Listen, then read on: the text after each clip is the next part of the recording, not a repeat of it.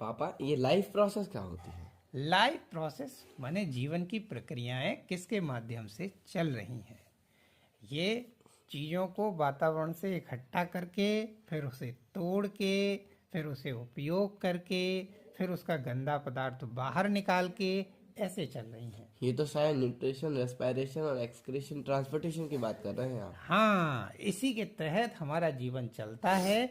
ये दो तरीकों से घट सकता है, यानी अपने आप चलने वाली प्रक्रियाएं यानी ऑटोट्रॉफिक, यानी कलेक्शंस करने का तरीका अलग अलग हो सकता है सभी जीवों का। तो प्लांट्स का और बैक्टीरियाज का अलग होता है, और जो हमारे दूसरे जीव हैं वो उन्हें खाकर ये प्रक्रिया पूरी करते हैं। इलिमिनेशन की प्रोसेस भी अलग अलग होती है, यानी एक्सक्रीशन की प्रक्रिया भी अलग अलग होती है। तो चर्चा कर लेते हैं सेपरेट सेपरेट। तो पौधों की बात करते हैं।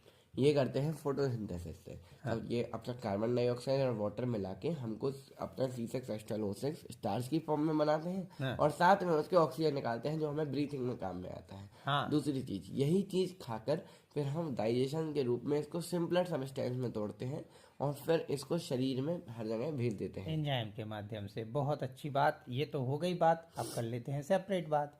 यहाँ हम देखते हैं कि जैसे ही कंटेंट को हम लेते हैं तो ये शरीर में पहले टूटता है, यानी जो भी कंटेंट लिया वो तोड़ा, तोड़ने के बाद उसको हमने ब्लड में मिलाया, ब्लड से उसको सेलों तक पहुंचाया। किसके माध्यम से? हार्ट के माध्यम से।